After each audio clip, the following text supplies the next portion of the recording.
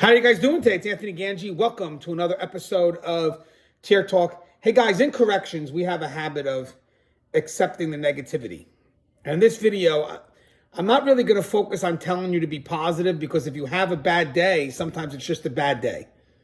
And there's nothing positive about it. You know, me telling you to be positive is also me telling you to shift reality. But I think what we could do is be optimistic. Basically, okay, today was a bad day, but tomorrow can be better if we put the effort in. And I believe that this is a very important dialogue, because this dialogue relates to our mental well-being.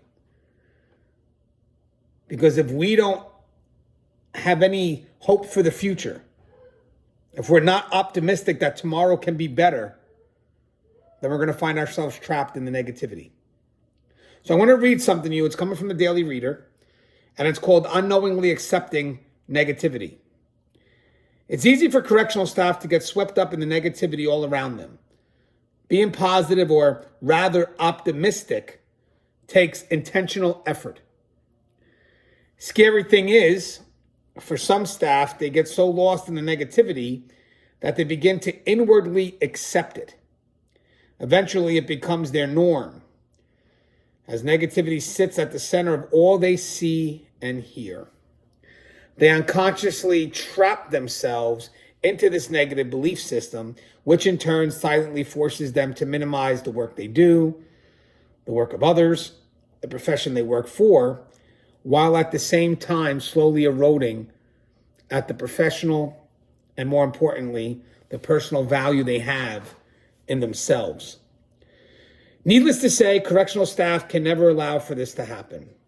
Even in the darkest of times, staff have to embrace a level of hope that's defined by a greater purpose, which inspires them to move forward. They need to be intentional with that belief that tomorrow will be better, and then share that optimism with others.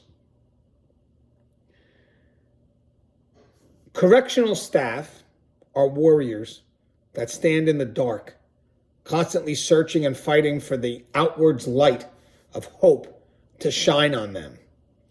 It's an expectation that temporarily motivates them to move forward, but doesn't truly inspire them to continue the search, the fight. As the darkness begins to settle, their hope dwindles and then eventually fades. They are now left in the dark and with no sense of hope that tomorrow will be better. They learn to accept the temporary what is as a permanent what will be. And now, as they sit trapped in the dark with no hope ahead, they see others searching, fighting, and they ask them, why are you doing this? Even though in their mind they already know the search, the battle, it's futile. Through the sharing of their experiences, exhausted and tired, others will sit alongside them, defeated. In their eyes as well, hope is now gone, and maybe it never even existed to begin with.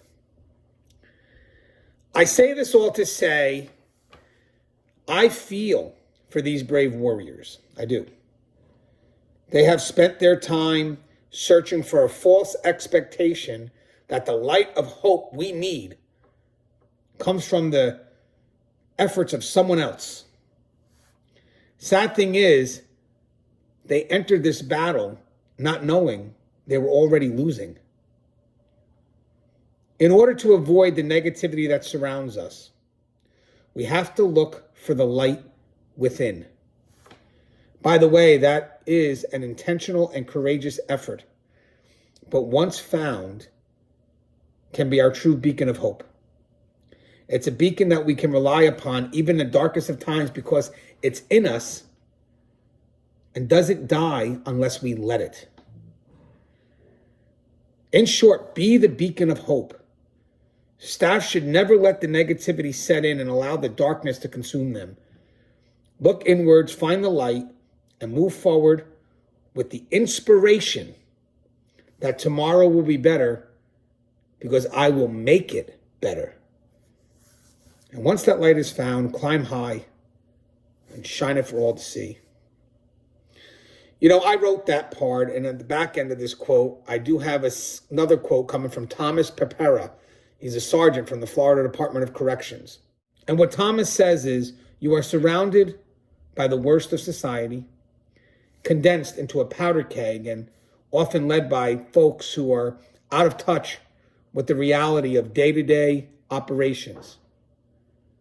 This makes it one of, if not, the most negative environments possible. As a result, positivity is under constant assault from all fronts and is never easy to maintain. I thought it was something I wanted to share because I believe it has value. I believe there's people right now. Sorry, guys. It was a text. I believe that there are people right now that need to hear this 100%. Because again, guys, we need hope. You don't want to wake up Monday dreading going to work every day. You got to have some level of optimism, knowing that tomorrow can be better. And what's good about this all, guys, is knowing that you can help make tomorrow better. That's the key. And that's the center of that dialogue. Tomorrow will be better because I will make it better.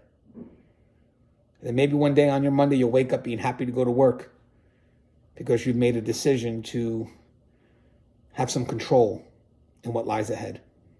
As always, guys, the show is Tear Dog. If you haven't, please subscribe, interact, engage, comment, hit that bell. Bell's going to notify you every time I post a video. Stay safe.